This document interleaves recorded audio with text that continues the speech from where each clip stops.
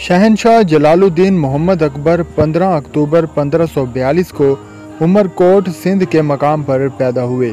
अकबर आज़म ने अपने 50 साला दौरे हुकूमत में हिंदुस्तान को दिफाई एतबार से नाकाबिल तस्खीर और मुआशी तौर पर खुशहाल तरीन मुल्क बना दिया। इस टाइप की हिस्टोरिकल वीडियोस देखने के लिए हमारे यूट्यूब चैनल को ज़रूर सब्सक्राइब करें। अकबर बादशाह ने सती जैसी जालिमाना रस्म को ममनू करार दिया और हिंदू औरतों की दोबारा शादी का कानून बना दिया।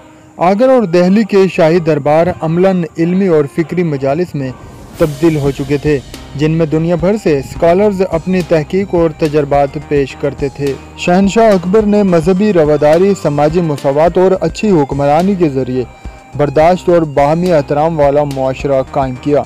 आज पाकिस्तान में एक हिंदू शख्स चीफ जस्टिस के ओहदे पर पहुंच जाता है और भारत में एक मुसलमान सदर बन सकता है, तो ये वही मजहबी बर्दाश्त है जिसकी बुनियादें बरसगीर में दूरंदेश बादशाह अकबर ने रखी थी। जलालुद्दीन मोहम्मद अकबर एक मुसलमान बादशाह थे, इस्लामी खलीफा नहीं थे। इन्हें बादशाही के तराजू में ही तोला जाना चाहिए। मुग़ल हुक्मरानों को इक़्तिदार किसी ने भीख में नहीं दिया था, इन्होंने तेग ज़नी के ज़रिए हासिल किया और अपनी बेहतरीन इंतज़ामी सलाहियतों के ज़रिए इसे सदियों तक बरकरार रखा। अकबर बादशाह सबसे नुमाया रहे।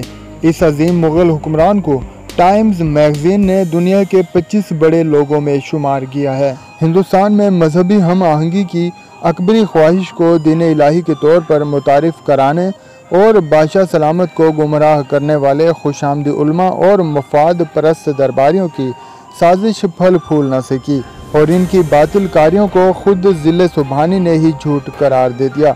हकीकत मालूम होने पर बादशाह ने तौबा की और वो सहीउल अकीदा मुसलमान के तौर पर इस दुनिया से रुखसत हो गए। अंग्रेज़ों की मुतासिबाना तहरीरों और मसखरों की ड्रामा साजियों से हटकर अकबरी दौर का जब भी गैर जानिबदाराना तज्ज़िया होगा, हमें आज की जमहूरी समाज में बादशाह सलामत जलालुद्दीन मोहम्मद अकबर के छोड़े हुए फिक्र अमल के गहरे नक्कुश दिखाई देंगे। पाकिस्तान समेत दुनिया भर में लाखों नहीं करोड़ों लोग अजीम मुग़ल कौम से निस्बत के सबब पहचाने जाते हैं। जो दानिश्वर तारीख निगारी के नाम पर मुग़ल बादशाहों की तस्दीक करते हैं, वो करोड़ों इंसानों की दिल आज़ारी के मर्तकब होते हैं। पाकिस्तानी कौम को ये हकीकत भी जान लेनी चाहिए कि तहरीक क़याम पाकिस्तान के दौरान कायदे आज़म के पास एक मजबूत दलील मुसलमानों की बहुत बड़ी तादाद भी थी। इसी तादाद ने मुसलमानों को हिंदुस्तान की दूसरी बड़ी कौम बनाया और इस तादाद का बिलवास्ता ताल्लुक 350 साला मुग़लिया दौर से भी है। अगर मुग़ल हुक्मरान कलमा गो ना होते और दीनी हलकों को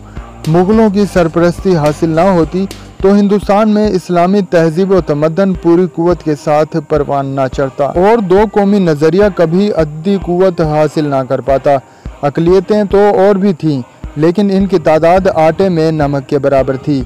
जो लोग शहनशाह अकबर को अपनी कम इल्मी के बाइस बेजा तनकीद का निशाना बनाते हैं, इन्हें मालूम होना चाहिए कि ये बादशाह अकबर ही थे जिन्होंने मक्का के शरीफों को 12 माली मदद भिजवाई और सल्तनत उस्मानिया के खलीफा सुल्तान सुलेमान की ख्वाहिश पर पुर्तगीजियों पर कारी ज़रब लगाई। हमें दुश्मनों के फैलाए हुए प्रोपेगेंडा से मुतासिर हुए बगैर रियाया परोर हुक्मरान के साले सवाब के लिए दुआ करनी चाहिए।